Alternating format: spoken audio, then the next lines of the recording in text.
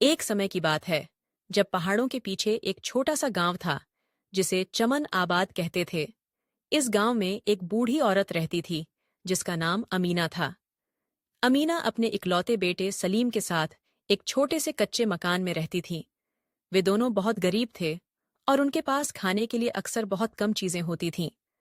सलीम के पिता का निधन सलीम के जन्म के समय ही हो गया था, इसलिए अमीना ने बड़ी मुश्किल से अपने बेटे को पाला था। अमीना गांव में दूसरे लोगों के कपड़े सीकर और कभी-कभी खेतों में काम करके गुजारा करती थी, जबकि सलीम अब 17 साल का हो चुका था और वह भी छोटी-मोटी मजदूरी करके कुछ पैसे कमा लेता था। लेकिन उन दिनों गांव में सूखा पड़ा हुआ था, फसलें खराब हो गई थीं और काम मिलना मुश्किल हो गया था। एक दिन सलीम की मां ने उसे बाजार भेजा ताकि वह अपनी आखिरी बची हुई गाय को बेचकर कुछ आटा और दालें खरीद लाए। सलीम का दिल बहुत दुखी था क्योंकि वह गाय से बहुत प्यार करता था, लेकिन उसके पास कोई चारा नहीं था। गाय को लेकर बाजार की तरफ जाते हुए उसे रास्ते में एक अजीब बूढ़ा आदमी मिला जिसकी सफेद दाढ़ी उसके घुटनों तक पहुंचती थी। उसकी आंखें ऐसी थीं जैसे आसमान का रंग उनमें समा गया हो। कहाँ जा रहे हो युवा? बूढ़े ने पूछा। सलीम ने अपनी कहानी सुनाई कि कैसे वह अपनी गाय को बेचने के लिए बाजार जा रहा है ताकि घर के लिए कुछ खाना खरीद सके। बूढ़े आदमी ने उसे गौर से देखा और फिर अपनी झोली से एक छोटा सा थैला निकाला। मैं तुम्हारी गाय के बदले यह थैला दूंगा, उसने कहा। सलीम हैरान हुआ। यह थैला? इसमें क्या है? इसमें 5 जादुई मटर के दाने हैं, बूढ़े ने जवाब दिया। अगर तुम इन्हें बोओगे तो वे रात भर में इतने बड़े हो जाएंगे कि आसमान तक पहुंच जाएंगे, और जो व्यक्ति उन पर चढ़ेगा उसे ऐसी दौलत मिलेगी जिसका वह सोच भी नहीं सकता। सलीम ने सोचा कि यह बूढ़ा शायद उसे बेवकूफ बना रहा है, लेकिन उसकी आंखों में कुछ ऐसा था जिसने सलीम को यकीन दिलाया कि वह झूठ नहीं बोल रहा है। सलीम ने गाय को बूढ़े के हवाले कर दिया और मटर का थैला ले लिया। जब वह घर पहुंचा तो उसकी मां बहुत नाराज हुई। तुमने हमारी कीमती गाय को कुछ मटर के दानों के बदले दे दिया? वह चिल्लाई। अब हम क्या खाएंगे? सलीम ने कोशिश की कि अपनी मां को समझाए कि यह जादुई मटर हैं, लेकिन अमीना ने बगल में मुंह देकर रोना शुरू कर दिया। उस रात सलीम बहुत परेशान था, लेकिन उसने फैसला किया कि वह मटर को बोएगा। उसने अपने घर के पीछे वाले छोटे से बाग में एक मटर का दाना बो दिया और बाकी 4 दाने अपने पास सुरक्षित रख लिए। अगली सुबह जब सलीम उठा तो उसने देखा कि एक बहुत बड़ा पौधा प्रकट हुआ है जो आसमान तक जा रहा है, जहां तक उसकी नजर पहुंच सकती थी। सलीम कहीं उसे नजर नहीं आता था कि पौधा कहाँ खत्म होता है। उसने अपनी मां को बुलाया।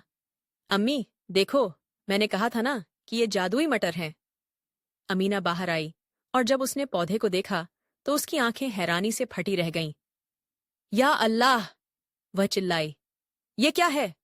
सलीम ने फैसला किया कि वह पौधे पर चढ़कर देखेगा कि यह कहाँ जाता है। उसने अपनी मां से कहा, मैं पौधे पर चढ़ रहा हूं, मुझे देखना है कि यह कहाँ जाता है। उसकी मां ने उसे रोकने की कोशिश की, लेकिन सलीम अपनी जिद पर अड़ा रहा। उसने अपनी झोली में थोड़ा सा खाना, एक छोटा सा चाकू और बचे हुए मटर के दाने रखे और पौधे पर चढ़ना शुरू कर दिया। वह चढ़ता गया, घंटों तक चढ़ता रहा, यहां तक कि आखिरकार वह बादलों के ऊपर पहुंच गया। वहां उसे एक अजीब सी दुनिया नजर आई, जहां चांदी के पेड़ थे, सोने के फूल थे और दूर एक बड़ा सा महल दिख रहा था जो हीरों और जवाहरात से जड़ा हुआ था। सलीम महल की तरफ बढ़ा।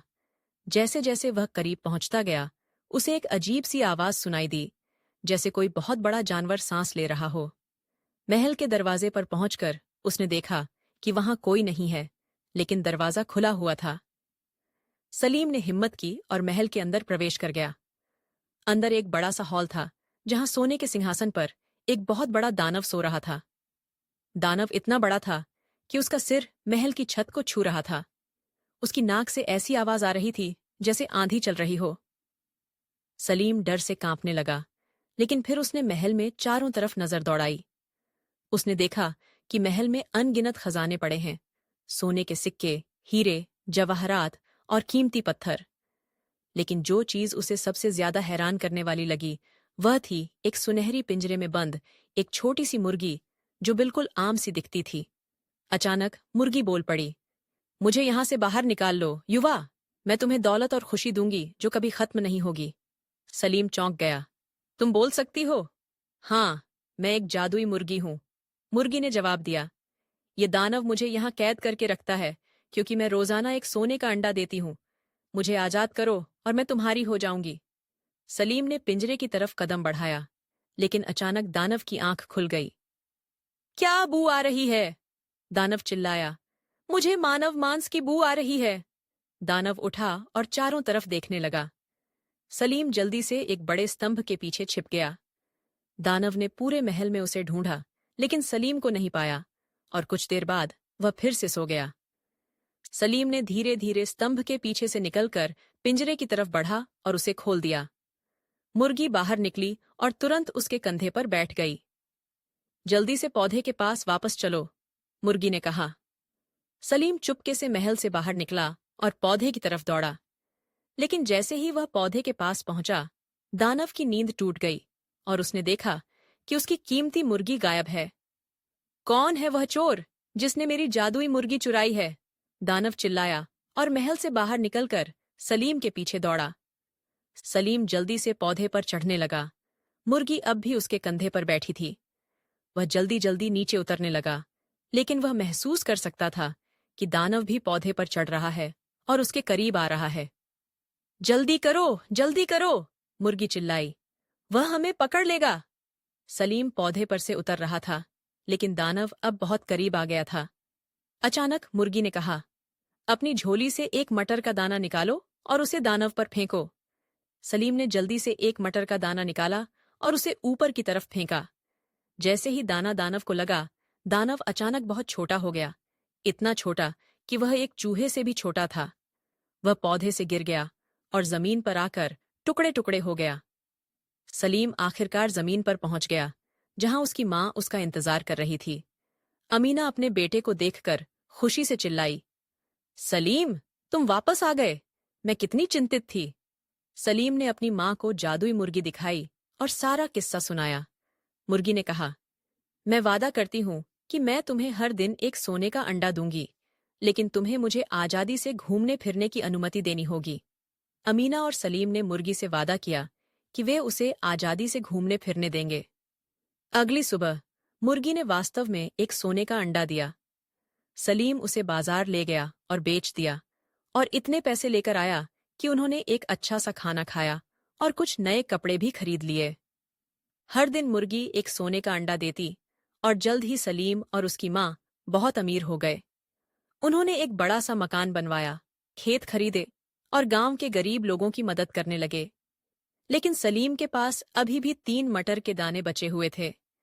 एक दिन उसने सोचा कि वह फिर से पौधे पर चढ़कर आसमान की दुनिया का और अधिक अन्वेषण करेगा। उसने एक और मटर का दाना बोया और रात भर में एक और बड़ा पौधा उगाया। इस बार सलीम ने अपनी मां से कहा कि वह भी उसके साथ चले।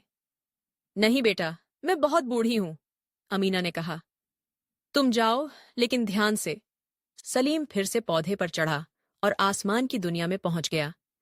इस बार उसने दूसरे रास्ते का रुख किया, जहां उसे एक और महल नजर आया। यह महल पहले महल से भी ज्यादा खूबसूरत था। इसकी दीवारें नीलम से बनी थीं और इसकी छत याकूत से बनी थी।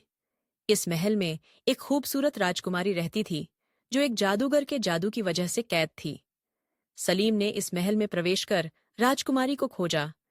उसे एक कमरे में कैद पाया, जिसके दरवाजे पर बहुत से ताले लगे हुए थे। कौन हो तुम? राजकुमारी ने पूछा, जब उसने सलीम को देखा। मैं सलीम हूं, मैं नीचे जमीन से आया हूं, सलीम ने जवाब दिया।